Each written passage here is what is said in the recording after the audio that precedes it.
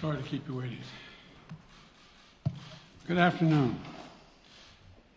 The Russian military has begun a brutal assault on the people of Ukraine.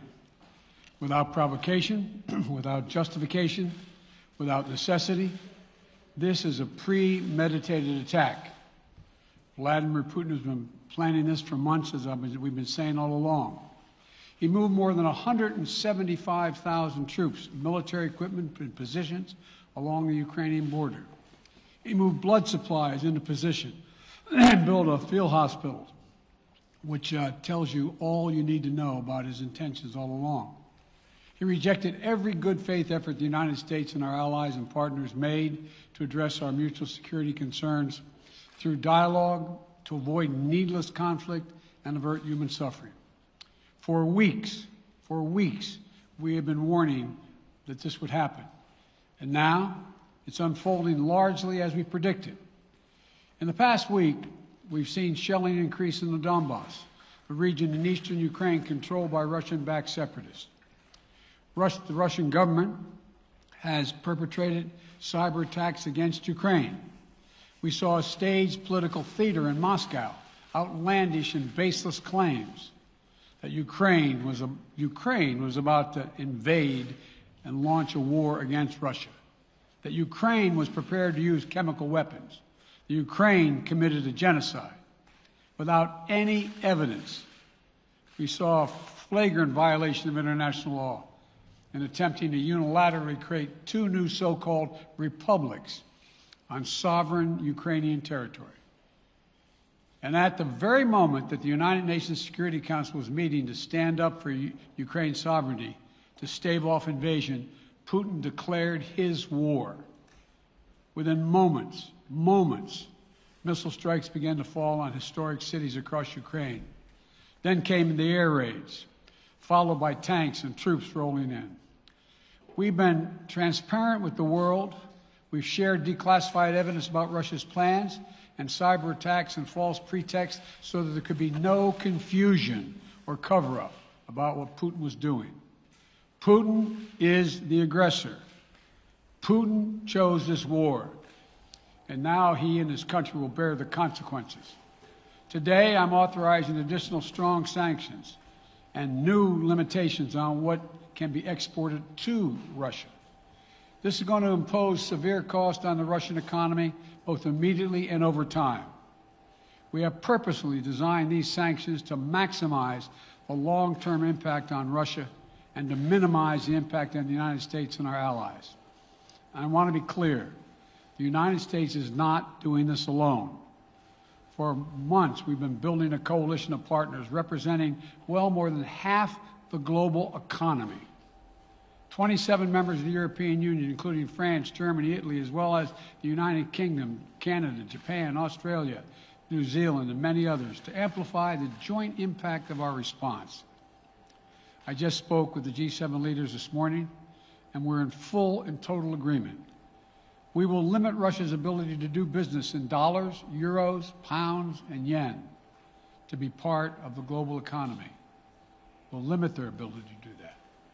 We're going to stunt the ability to finance and grow the Russian military. We're going to impose and we're going to impair their ability to compete in high-tech 21st century economy. We've already seen the impact of our actions on Russia's currency and the ruble, which early today hit its weakest level ever in history.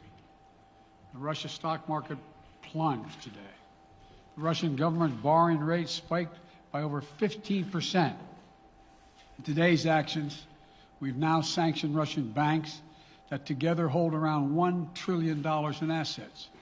We've cut off Russia's largest bank, a bank that holds more than 1/3 of Russia's banking assets by itself, cut it off from the U.S. financial system. And today, we're also blocking 4 more major banks. That means every asset they have in America will be frozen. This includes VTB, the second largest bank in Russia, which has $250 billion in assets. As promised, we're also adding the names to the list of Russian elites and their family members that we're sanctioning as well.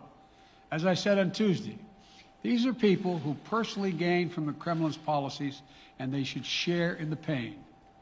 We will keep up this drumbeat of those designations against corrupt billionaires in the days ahead. On Tuesday, we stopped the Russian government from raising money from U.S. or European investors. Now we're going to apply the same restrictions to Russia's largest state-owned enterprises, companies with assets that exceed $1.4 trillion. Some of the most powerful impacts of our actions will come over time as we squeeze Russia's access to finances and technology for strategic sectors of its economy and degrade its industrial capacity for years to come. Between our actions and those of our allies and partners, we estimate that we'll cut off more than half of Russia's high-tech imports. It will strike a blow to their ability to continue to modernize their military. It will degrade their aerospace industry, including their space program. It will hurt their ability to build ships, reducing their ability to compete economically. And it will be a major hit to Putin's long-term strategic ambitions. And we're preparing to do more. In addition to the economic penalties we're imposing, we're also taking steps to defend our NATO allies, particularly in the East. Tomorrow, NATO will convene a summit. We'll be there to bring together the leaders of 30 allied nations and close partners to affirm our solidarity and to map out the next steps we will take to further strengthen all aspects of our NATO alliance. Although we provided over $650 million in defensive assistance to Ukraine just this last year, let me say it again. Our forces are not and will not be engaged in the conflict with Russia in Ukraine. Our forces are not going to Europe to fight in Ukraine, but to defend our NATO allies and reassure those allies in the East. As I made crystal clear, the United States will defend every inch of NATO territory with the full force of American power. And the good news is, NATO is more united and more determined than ever. There is no doubt that the United States and every NATO ally will meet our Article 5 commitments, which says that an attack on one is an attack on all. Over the past few weeks, I ordered thousands of additional forces to Germany and Poland as part of our commitment to NATO. On Tuesday, in response to Russia's aggressive action, including its troop presence in Belarus and the Black Sea, I've authorized the deployment of ground and air forces already stationed in Europe to NATO's eastern flank allies, Estonia, Latvia, Lithuania, Poland, and Romania. Our allies have also been stepping up, adding the other allies, the rest of NATO, adding their own forces and capabilities to ensure collective defense. And today, within hours of Russia's unleashing its assault, NATO came together and authorized and activated an activation of response plans. This will enable NATO's high readiness forces to deploy and when and where they are needed to protect our NATO allies on the eastern boundaries of Europe. And now I'm authorizing additional U.S. force capabilities to deploy to Germany as part of NATO's response, including some of the U.S.-based forces that the Department of Defense placed on standby weeks ago. I've also spoken with Defense Secretary Austin and Chairman of the Joint Chiefs, General Milley, about preparations for additional moves should they become necessary to protect our NATO allies and support the greatest military alliance in the history of the world, NATO. As we respond, my administration is using the tools, every tool at its disposal, to protect American families and businesses from rising prices at the gas pump.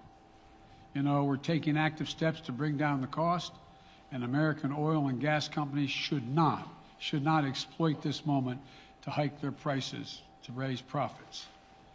You know, in our sanctions package, we specifically designed to allow energy payments to continue. We are closely monitoring energy supplies for any disruption. We've been coordinating with major oil-producing and consuming countries toward our common interest to secure global energy supplies. We are actively working with countries around the world to elevate collective release from the strategic petroleum reserves of major energy-consuming countries.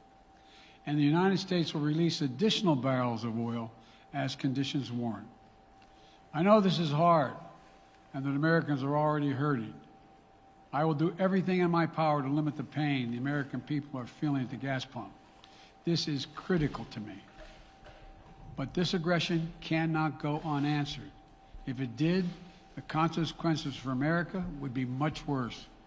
America stands up to bullies. We stand up for freedom. This is who we are. Let me also repeat the warning I made last week. If Russia pursues cyber attacks against our companies, our critical infrastructure, we are prepared to respond. For months, we've been working closely with the private sector to harden our cyber defenses, sharpen our ability to respond to Russian cyber attacks as well. I spoke last night to President Zelensky of Ukraine, and I assured him that the United States, together with our allies and partners in Europe, will support the Ukrainian people as they defend their country. We'll provide humanitarian relief to ease their suffering. And in the early days of this conflict, Russian propaganda outlets will keep trying to hide the truth and claim success for its military operation against a made-up threat. But history has shown, time and again, how swift gains in territory eventually give way to grinding occupations, acts of mass civil disobedience, and strategic dead ends. The next few weeks and months will be hard on the people of Ukraine. Putin has unleashed a great pain on them, but the Ukrainian people have known 30 years of independence. They have repeatedly shown that they will not tolerate anyone who tries to take their country backwards. This is a dangerous moment for all of Europe, for the freedom around the world. Putin has committed an assault on the very principles that uphold the global peace. But now, the entire world sees clearly what Putin and his Kremlin allies are really all about.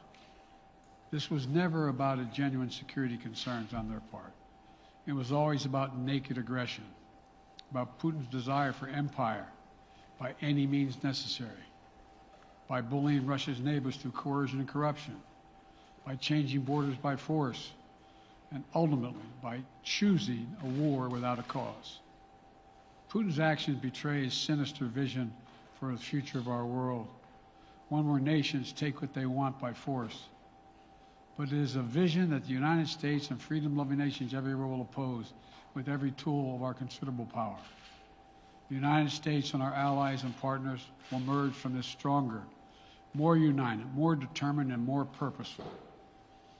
And Putin's aggression against Ukraine will end up costing Russia dearly, economically and strategically. We will make sure of that. Putin will be a pariah on the international stage.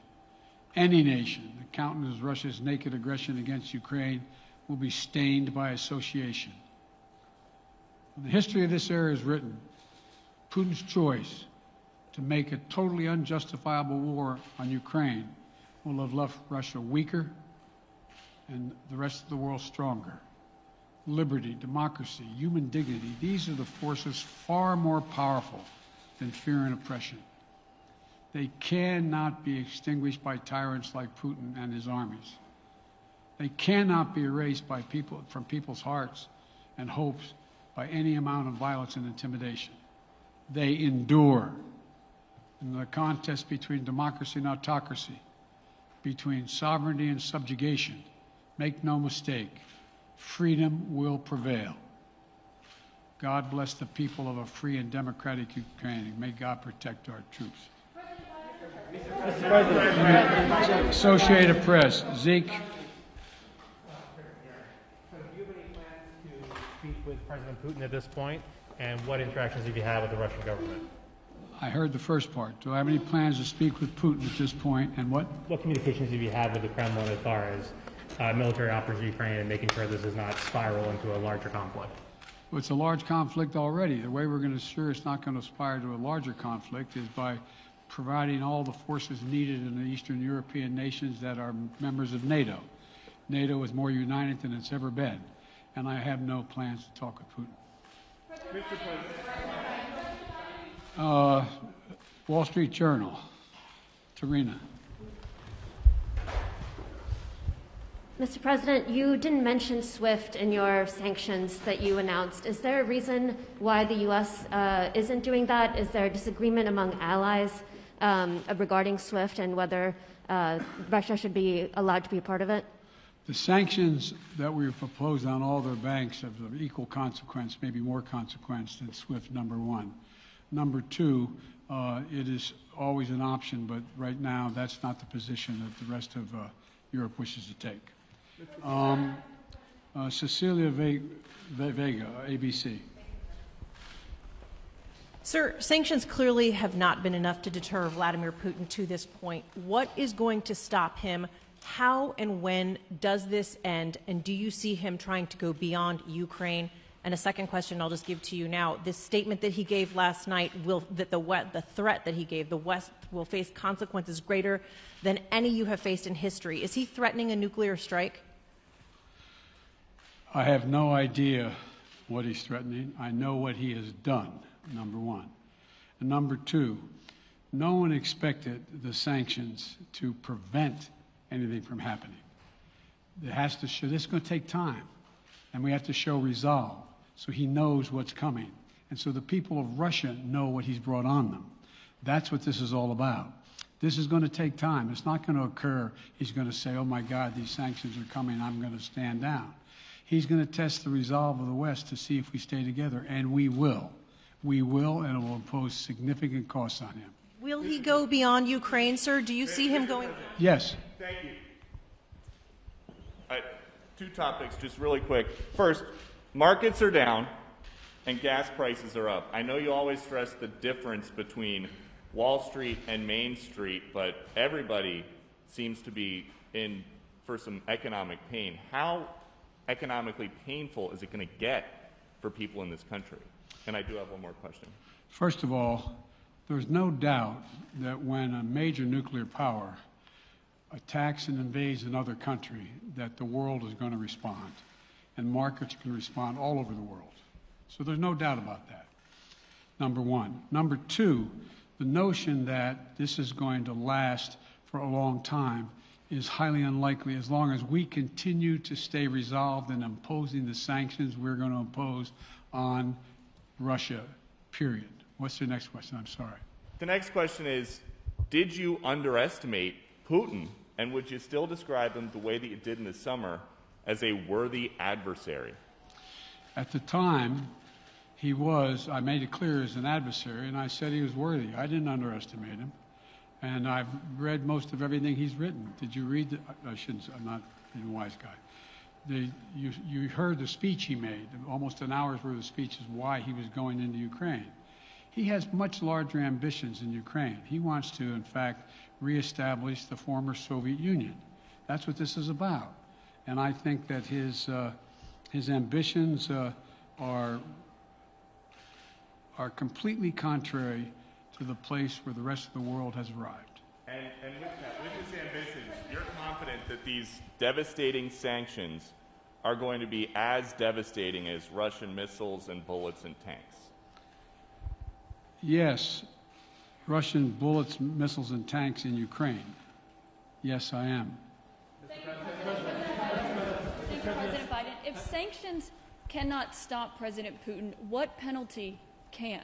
I didn't say sanctions couldn't stop him.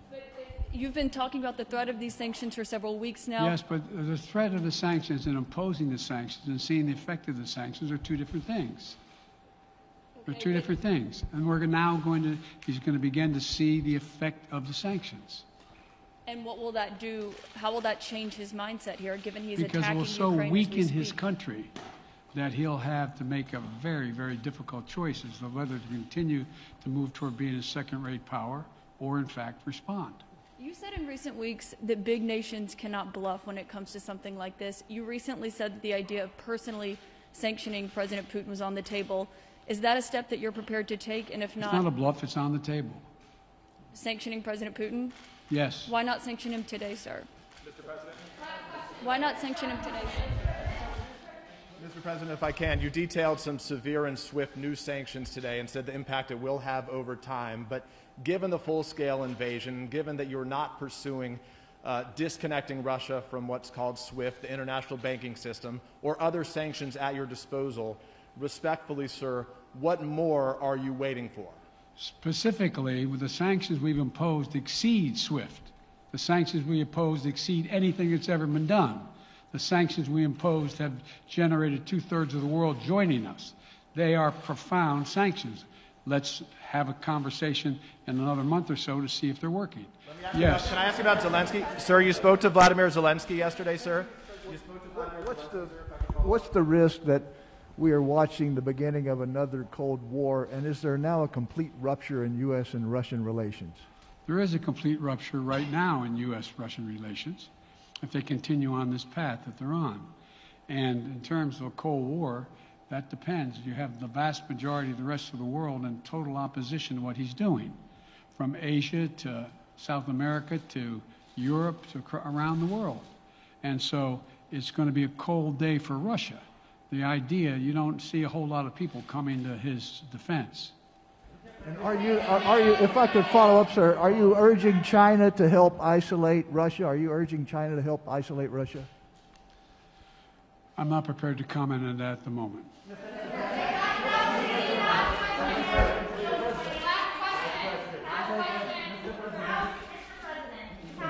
No. Yeah. No. He's had his hand up a long time. Thank you, Mr. President. How concerned are you that Putin wants to go beyond Ukraine into other countries, and the U.S. will have to get involved if he moves into NATO countries? Well, if he did move into NATO countries, he will be involved. We will be involved. The only thing that I'm convinced of is if we don't stop now, he'll be emboldened. If we don't move against him now with these significant sanctions, he will be emboldened. And look, you know, well, anyway. Can you talk anything more about your conversation? Mr. President.